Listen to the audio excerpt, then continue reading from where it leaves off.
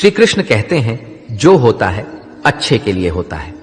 कभी कभी विपरीत परिस्थितियां हमारी वर्तमान स्थिति को अच्छा करने के लिए आती हैं। मन चंचल होता है, ये इधर उधर भागता है और किसी भी कार्य की एकाग्रता का दुश्मन है। लेकिन यदि यह व्यक्ति के बस में हो जाए तो इससे अच्छा कोई मित्र नहीं। इसीलिए मन को एकाग्र करना जरूरी है, और मन को एकाग्र करने के लिए बस थोड़े से प्रयास और अभ्यास की जरूरत होती है। भगवान कहते हैं, मेरे लिए ना कोई घृणित है, ना कोई मित्र, ना ही कोई प्रिय है, ना कोई निर्धन है, ना ही कोई धनी है। बस जो भक्तिभाव के साथ मुझे याद करते हैं, मैं उनका हूं और वो मेरे। श्री कृष्ण कहते हैं, वो किसी के भाग्य के निर्माता नहीं है। व्यक्ति खुद ही अपना भाग्य लिखता है। आप जैसा बीज बोएंगे, आप वैसा ही फसल काटेंगे। आप जैसा कर्म करेंगे, आपको वैसे ही परिणाम मिलेंगे। यदि विद्यार्थी मन लगाकर पढ़ाई करेंगे तो परीक्षा में सफल होंगे।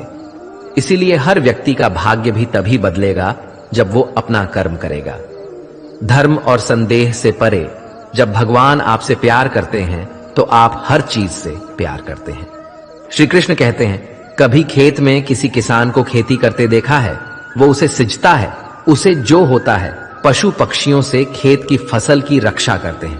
परंतु एक बात का वो सबसे विशेष ध्यान रखता है कि कहीं खेत में खरपतवार ना उग जाए, क्योंकि एक खरपतवार खेत की सारी फसल को नष्ट कर सकती है।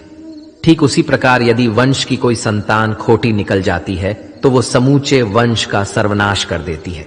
इसीलिए संतान के लालन पालन में विशेष ध्यान देना आवश्यक होता है, क्योंकि संतान वो फसल होती है जो वंश के आने वाले समय को महान बना सकती है या फिर वंश का पतन कर सकती है। श्री कृष्ण कहते हैं, व्यक्ति को सदैव बुराई से बचकर रहना चाहिए। अगर कोई बुरा कर्म करता है तो वो कर्म आपको अपने जीवन में ही भोगना पड़ता है। जिस प्रकार बछड़ा झुंड में भी अपनी मां को ढूंढ लेता है, वैसे ही कर्म का फल आपको हजारों की भीड़ में भी ढूंढ लेगा। ईश्वर कण कण में निवास करते हैं। छोटे से छोटे जीव के हृदय में ईश्वर का वास होता है। उस जीव को कष्ट का अनुभव होना ईश्वर को कष्ट का अनुभव कराता है। अर्थात किसी जीव को कष्ट देकर आप अपने ईश्वर को खुश कैसे देख सकते हैं? जो श्री कृष्ण का दास हो जाता है वो अपने आराध्य से ऐसे दिन न दिखाने की कामना करता है। जब उसमें गुरूर आ जाए तो आपने कृष्ण का सेवक बनकर ही जीवन सफल बनाना चाहता है।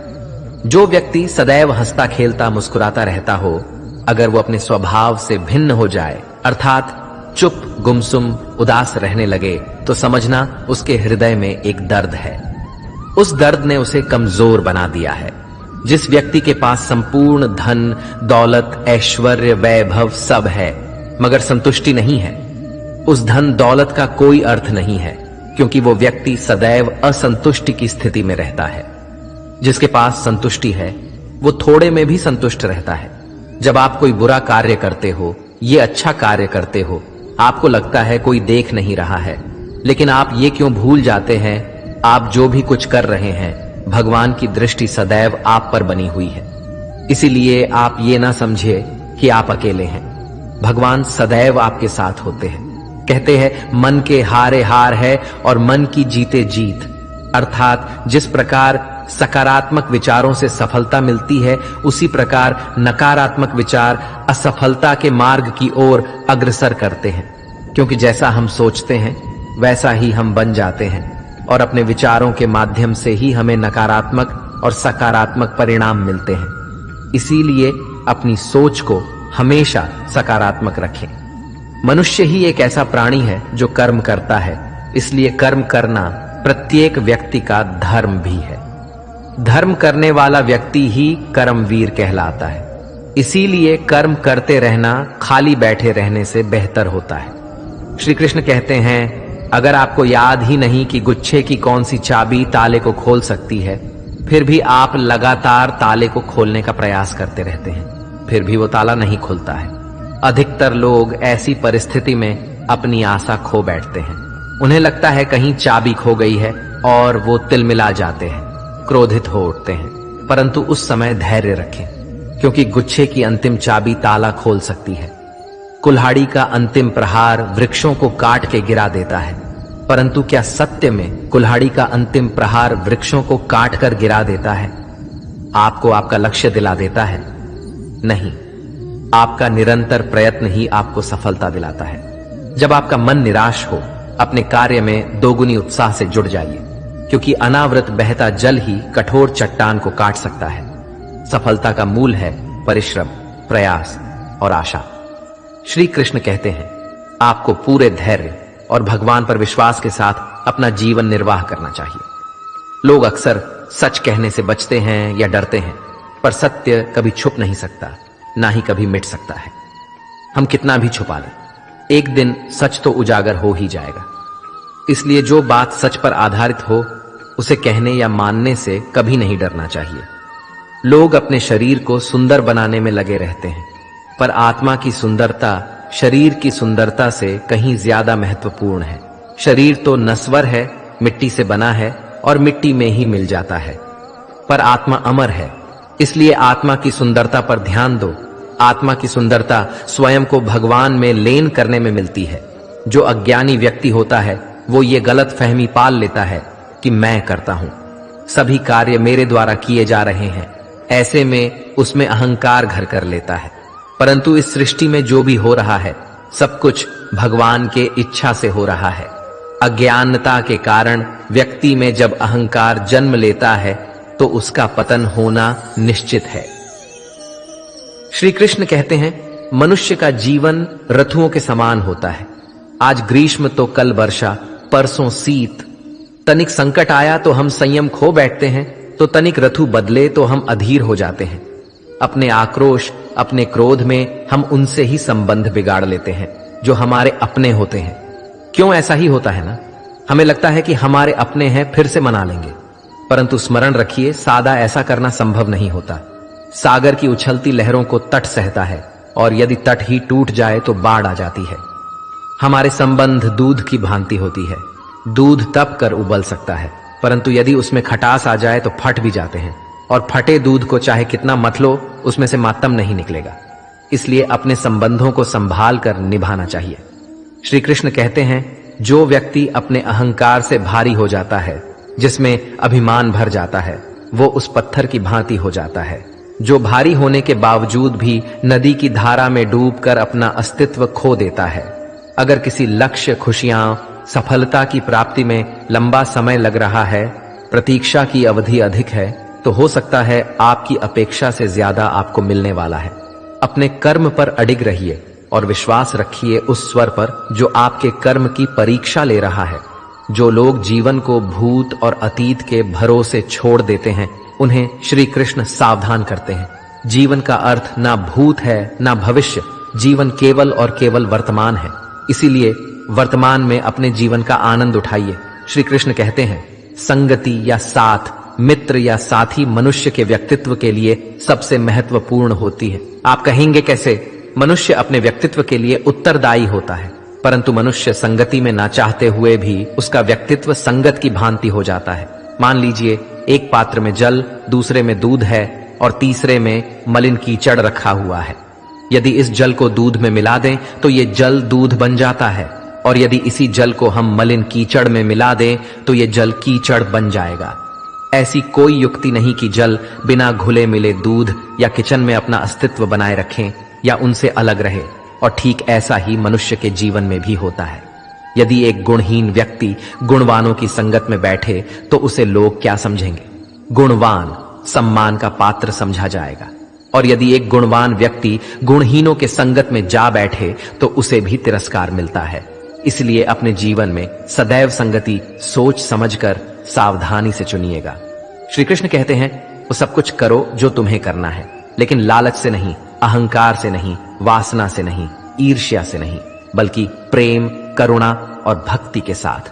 श्री कृष्ण कहते हैं, नरक के 3 द्वार हैं, काम, क्रोध और लोभ। जो व्यक्ति कामी प्रवृत्ति का होता है, जिसके मन में लोभ होता है और जो अत्यधिक क्रोधी स्वभाव का होता है, उसके लिए नरक के द्वार सदैव खुले होते हैं।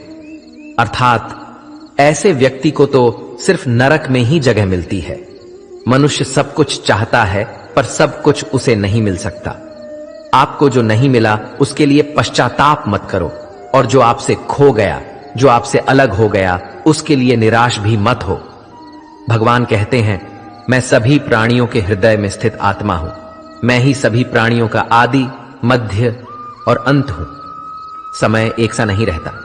आज दुख है तो कल सुख भी आएंगे, और सुख के बाद दुख आना भी स्वाभाविक है। श्री कृष्ण कहते हैं, मनुष्य भी बड़ा विचित्र प्राणी है।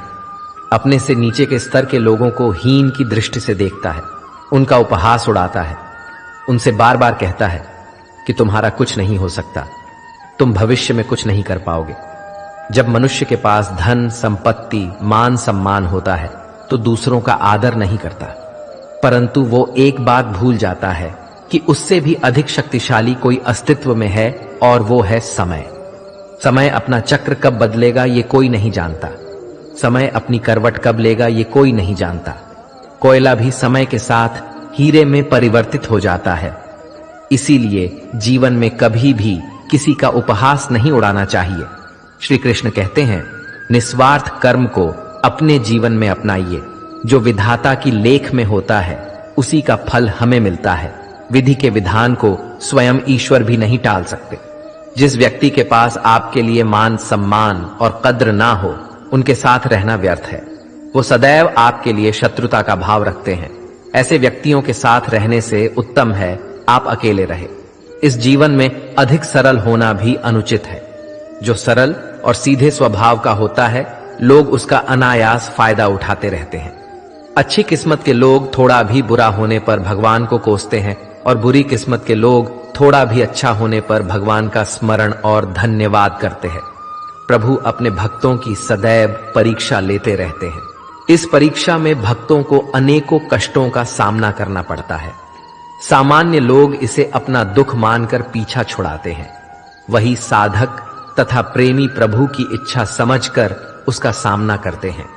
जो लोग कहते हैं कि अपनों के आगे झुकने में कोई बुराई नहीं है, उन्हें यह मालूम होना चाहिए कि जो सच में अपने होते हैं ना, वो कभी झुकने ही नहीं देते। दिव्यता केवल शक्तिशाली होने में नहीं, बल्कि दूसरों में शक्ति जागृत करने में है। जब लोग आपकी बुराई करें तो परेशान ना हो, क्योंकि वो लोग आपको महत्व देने का कोई और तरीका नहीं जानते। सबसे इस तरह का व्यवहार कीजिए कि कोई आपके बारे में बुरा भी कहे तो कोई उस पर विश्वास ना करे। हम ना बोले फिर भी वो सुन लेता है, इसलिए उसका नाम परमात्मा है। वो ना बोले फिर भी हमें सुनाई दे, उसी का नाम श्रद्धा है। अगर कोई व्यक्ति शिक्षा से पहले संस्कार, व्यापार से पहले व्यवहार, भगवान से पहले माता पिता को पहचान ले, तो जिंदगी में कभी कठिनाई नहीं आएगी। स्वार्थ संसार का एक ऐसा कुआं है जिसमें गिरकर निकल पाना बड़ा कठिन होता है। श्री कृष्ण कहते हैं, आपने चुंबक को तो देखा ही होगा, कैसे वो लोहे की ओर आकर्षित होता है और कैसे वो लोहे को अपनी ओर आकर्षित करता है, क्योंकि उसके स्वभाव में ही आकर्षण है। हम सबके भीतर एक ऐसा ही चुंबक होता है, विचार का चुंबक, जो सदा अपने ही जैसे विचारों को आकर्षित करता है। हम जो बोलते हैं वही करते हैं, उसी प्रकार हम जो सोचते हैं वैसा ही पाते हैं। साधु ईश्वर का नाम जपता है तो उसे ईश्वर मिल जाता है, अर्थात फल हमारी सोच पर ही निर्भर करता है। इसलिए हमेशा सकारात्मक सोचिए। एक शहर में एक परिश्रमी, ईमानदार और सदाचारी लड़का रहता था। माता पिता, भाई बहन, मित्र, रिश्तेदार उससे बहुत प्यार करते थे। सबकी सहायता को तत्पर रहने के कारण पड़ोसी से लेकर सहकर्मी तक उसका सम्मान करते थे। सब कुछ अच्छा था, किंतु जीवन में वह जिस सफलता प्राप्ति का सपना देखा करता था, वह उससे कोसों दूर था। वो दिन रात जी जान लगाकर मेहनत करता, किंतु असफलता ही उसके हाथ लगती। उसका पूरा जीवन ऐसे ही निकल गया और अंत में जीवन चक्र से निकलकर वह काल चक्र में समा गया। क्योंकि उसने जीवन में सुकर्म किए थे, इसलिए उसे स्वर्ग की प्राप्ति हुई। देवदूत उसे लेकर स्वर्ग पहुंचे। स्वर्ग लोक का अलौकिक सौंदर्य देखकर हुआ मंत्र मुग्ध हो गया और देवदूत से बोला, ये कौन सा स्थान है? देवदूत ने बोला, ये स्वर्ग लोक है। तुम्हारे अच्छे कर्म के कारण तुम्हें स्वर्ग में स्थान प्राप्त हुआ है। अब से तुम यहीं रहोगे। ये सुनकर लड़का खुश हो गया। देवदूत ने उसे वह घर दिखाया जहां उसके रहने की व्यवस्था की गई थी। वह एक आलीशान घर था। इतना आलीशान घर कि उसने अपने जीवन में कभी नहीं देखा था। देवदूत उसे घर के भीतर ले गया और एक एक करके सारे कक्ष दिखाने लगा। सभी कक्ष बहुत सुंदर थे। अंत में वह उसे एक ऐसे कक्ष के पास लेकर गया जिसके सामने स्वप्न कक्ष लिखा हुआ था। जब वो उस कक्ष के अंदर पहुंचे तो लड़का ये देखकर दंग रह गया कि वहां बहुत सारी वस्तुओं के छोटे छोटे प्रतिरूप रखे हुए थे। ये वही वस्तुएं थे जिन्हें पाने के लिए उसने आजीवन मेहनत की थी, किंतु हासिल नहीं कर पाया था। आलीशान घर, कार, उच्चाधिकारी का पद और ऐसी बहुत सी चीजें जो उसके सपनों में ही रह गए थे। वह सोचने लगा कि इन चीजों को पाने के सपने मैंने धरती लोक में देखे थे, किंतु वहां तो मुझे मिले नहीं। अब यहां इनके छोटे प्रतिरूप इस तरह से क्यों रखे हुए हैं? वो अपनी जिज्ञासा पर नियंत्रण नहीं रख पाया और पूछ बैठा, ये सब यहां इस तरह, इसके पीछे का क्या कारण है? देवदूत ने उसे बताया, मनुष्य अपने जीवन में बहुत से सपने देखता है और उनको पूरा हो जाने की कामना करता है, किंतु कुछ ही सपनों के प्रति वह गंभीर होता है और उन्हें पूरा करने का प्रयास करता है। ईश्वर और ब्रह्मांड मनुष्य के हर सपने पूरा करने की तैयारी करते हैं, लेकिन कई बार असफलता प्राप्ति से हताश होकर और कई बार दृढ़ निश्चय की कमी के कारण मनुष्य उस क्षण प्रयास करना छोड़ देता है जब उसके सपने पूरे होने वाले होते हैं। उसके वही अधूरे सपने यहां प्रतिरूप के रूप में रखे हुए हैं। तुम्हारे सपने भी यहां प्रतिरूप के रूप में रखे हैं। तुमने अंत समय तक हार ना मानी होती तो उसे अपने जीवन में प्राप्त कर चुके होते। लड़के को अपने जीवन काल में की गई गलती समझ आ गई, किंतु मृत्यु पश्चात अब कुछ नहीं कर सकता था। इस कहानी से हमें यही सीख मिलती है कि किसी भी कार्य को पूर्ण करने की दिशा में अगर आप आगे बढ़ रहे हैं तो उसे दृढ़ निश्चय के साथ कीजिए, चाहे कितनी भी मुश्किलें क्यों ना आए, चाहे कितनी बार भी असफलता का सामना क्यों ना करना पड़े। अपने सपने को पूरा करने की दिशा में तब तक प्रयास करते रहेंगे जब तक वो पूरे नहीं हो जाते हैं, अन्यथा समय निकल जाने के बाद ये मलाल रह जाएगा कि काश मैंने थोड़ा प्रयास और किया होता। अपने सपनों को अधूरा मत रहने दीजिए।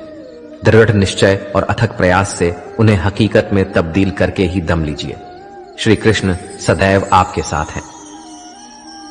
झाड़ू में जब तक बंधन होता है तब तक वह कचरे को साफ करता है। बंधन खुल जाने पर झाड़ू खुद कचरा बन जाता है। इसलिए हमेशा अपनों से बंधे रहिए, क्योंकि अनेकता में ही एकता होती है। श्री कृष्ण कहते हैं, वह सपने सच नहीं होते जो सोते वक्त देखे जाते हैं। सपने वही सच होते हैं जिनके लिए आप सोना ही छोड़ देते हैं। नींद तो बचपन में आती थी, अब तो बस थक कर सो जाते हैं। जो कल था उसे भूल कर तो देखो, जो आज है उसे जी कर तो देखो। आने वाला पल खुद चलकर आएगा, कोशिश करके तो देखो। पछतावा अतीत नहीं बदल सकता और चिंता भविष्य नहीं संभाल सकती। इसलिए वर्तमान का आनंद लेना ही जीवन का सच्चा सुख है। स्वाद छोड़ दो तो शरीर को फायदा, और विवाद छोड़ दो तो संबंधों को फायदा। उसी तरह व्यर्थ चिंता छोड़ दो तो जीवन को फायदा। हमें हर संबंध को समय देना चाहिए, क्योंकि कल क्या पता हमारे पास समय हो पर संबंध ना हो। कोशिश कर रहा हूं कि कोई मुझसे ना रूठे, जिंदगी में अपनों का साथ ना छूटे। कोई तारीफ करे तो तुरंत नाचने मत लग जाना। याद रखिए, तारीफ के पुल के नीचे मतलब की नदी बहती है। समस्याएं हमारे जीवन में बिना किसी वजह के नहीं आती। उनका आना एक इशारा है कि हमें अपने जीवन में कुछ बदलना है। जिंदगी की सबसे अच्छी बात यह है कि हमेशा नहीं रहने वाली। यह एक उम्र के बाद सभी को समझ में आने लगती है कि दिन अच्छे हो या बुरे, दोनों बीत जाते हैं। जिंदगी के कुछ अध्याय ऐसे होते हैं जिन्हें आज नहीं तो कल बंद होना ही है। इसलिए जो आज आपके लिए है ही नहीं, उन्हें जबरदस्ती पकड़ने से क्या। भले ही जीवन भर अकेले रहना, लेकिन जबरदस्ती किसी से रिश्ता निभाने की जिद मत करना। हिसाब रखो, आजकल लोग जल्दी पूछ लेंगे कि तुमने क्या किया है हमारे लिए। चाहे कोई भी व्यक्ति कितना भी बुरा हो, उसमें कोई ना कोई गुण अवश्य होता है। हाल पूछ लेने से कौन सा हाल ठीक हो जाता है, बस तसल्ली हो जाती है कि इस भीड़ भरी दुनिया में कोई आपका भी है। अगर बुरी मानसिकता वाले लोग सिर्फ समझाने से हर बात को समझ जाते तो श्री कृष्ण कभी महाभारत होने ही नहीं देते। रिश्ते कोई भी हो, उसे ऐसे निभाओ उस रिश्ते की डोर जिंदगी भर ना छूटे। जीवन के हर सुनहरे मोड़ पर यादों को पड़े रहने दो। जुबान पर हंसी की मुस्कान रहने दो। ना रहो खुद उदास और ना ही किसी को उदास रहने दो। दुनिया के 4 स्थान कभी नहीं भरते, समुद्र, शमशान, तृष्णा का घड़ा और मनुष्य का मन। गरीब व्यक्ति की हाय और दोगले व्यक्ति की राय कभी नहीं लेनी चाहिए। पैसा हो तो आपकी अयोग्यता भी किसी को नजर नहीं आती, और गरीबी हो तो आपकी योग्यता भी किसी को नजर नहीं आती। अपना वह है जो किसी और के लिए तुम्हें नजरअंदाज ना करे। जिस तरह थोड़ी सी औषधि भयंकर रोगों को शांत कर देती है, उसी तरह ईश्वर की थोड़ी सी याद बहुत से कष्ट और दुखों का नाश कर देती है। वक्त जैसा भी हो, अच्छा या बुरा, बदलता जरूर है। अच्छे वक्त में कुछ ऐसा गलत मत करो कि बुरे वक्त में लोग आपका साथ छोड़ दें। थोड़ी बहुत कमियां भी जरूरी हैं। इंसान हो तो इंसान लगना भी जरूरी है। आप खुश हो, अच्छी बात है। आपकी वजह से कोई खुश है, ये सबसे अच्छी बात है।